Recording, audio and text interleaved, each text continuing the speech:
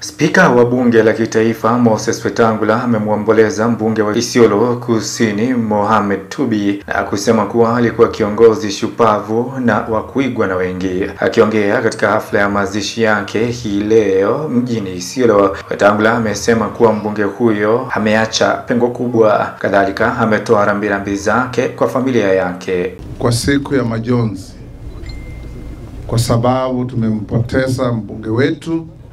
Tumempoteza kiongozi sio wenu tu, lakini wa kitaifa, kiongozi ambaye amefanya kazi inatambuliwa, inajulikana.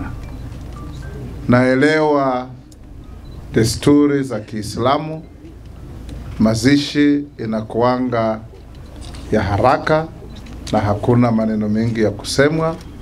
Kwa hivyo nashukuru sana kwa kunipa hii heshima ya kuongea mbele yenu baada ya kumzika rafiki yangu, rafiki yetu.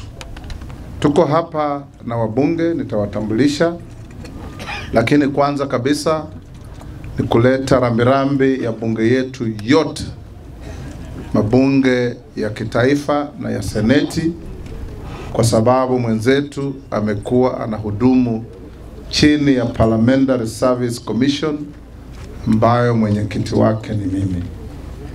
Tumekuwa na yeye wakati mlimchagua, alikuwa anaugua. Hata wakati wenzake walikula kiapo cha kuhudumia bunge, yeye alikuwa Aga Khan Hospital. Nilienda nikamtembelea kabla ya kufungua bunge. Baadaye akakuja nikamlisha kiapo, akaanza kazi yake. Wetangula amesema kuwa Tupi alikuwa anapigania sana masuala ya usalama na amani, huku Spika Wetangula akiahidi kuendeleza mchakato huo. Na amekuwa rafiki yangu mkubwa, kila mara anakuja kwa ofisi yangu na yeye huwa anazungumzia mambo mawili ya hapa Isiolo.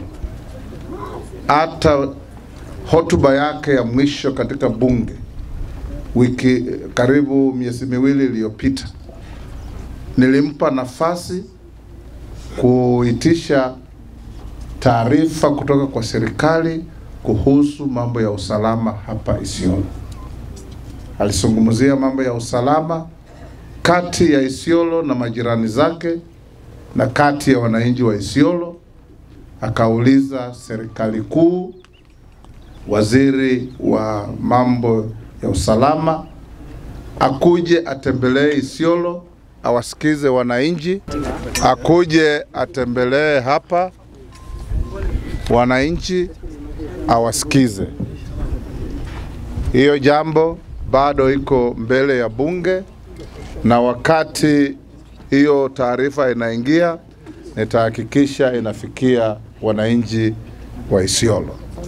Jambo la pili alikuwa anashughulikia zaidi ni mambo ya mashamba na haki ya kumiliki mashamba hapa Isiolo.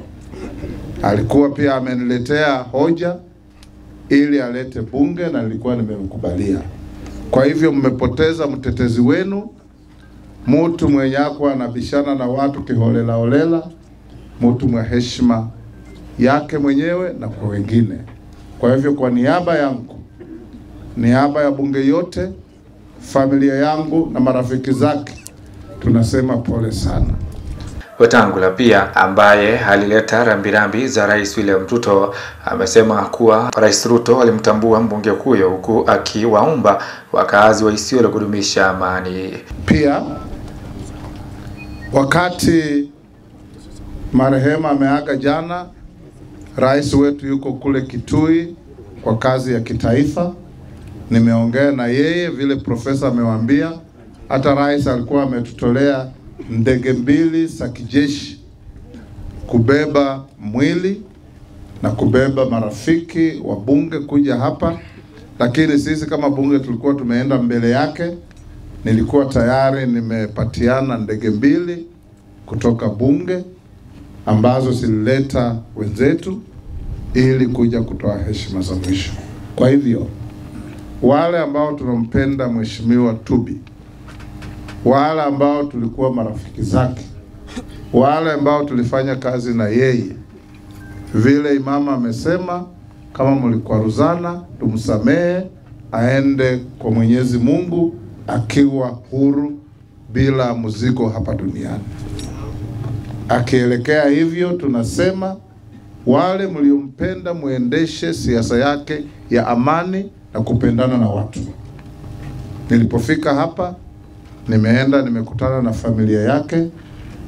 Vijana wake hawakuwa kwa boma, walikuwa huku na mwili, lakini nimeongea na wasichana wake na tumekubaliana na viongozi wenu, Mama Fatuma, Profesa na wengine, kwamba watawaleta Nairobi kwa ofisi baada ya maombi, baada ya hafla ya funeral rites, ili niweze kuzungumza na wao, niwaeleze yale baba yao amewacha bunge, kwa sababu bunge tuko na mipangilio.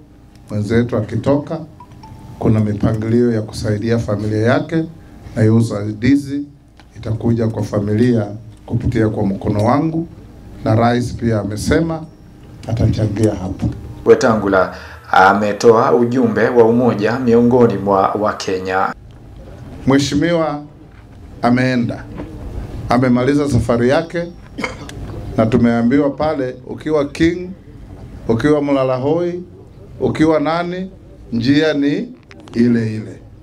Mauti itamfikia kila mtu. Kwa hivyo tukiwa hapa duniani, lazima tujitahidi kutenda wema kwa kila mtu. Tupendane. Wazungu wanasema always do the right thing even when nobody is watching you.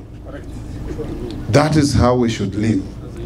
Na hii nchi yetu, hatuna nchi mbadala. Tuna nchi moja tu inaitwa Kenya. Ukiwa kule kwetu Bungoma mpaka wa Uganda, ukiwa kule Lamu mpaka na Somalia, ukiwa kule Vanga mpaka na Tanzania, ukiwa kule Turkana mpaka na Ethiopia na Sudan, sisi zote hapa katikati ni wa Kenya. Hata nimefika hapa, nimepata vijana wa serikali kutoka kwangu wanafanya kazi hapa. Huko kwenu nina vijana tunafanya kazi na wao kutoka hapa. Hiyo ndio nchi tunataka. Nchi bila kupaguana, nchi bila ukabila, nchi bila watu kuwa na kiburi. Hakuna kabila kubwa, hakuna kabila ndogo Kenya hii. Sisi zote ni wa Kenya.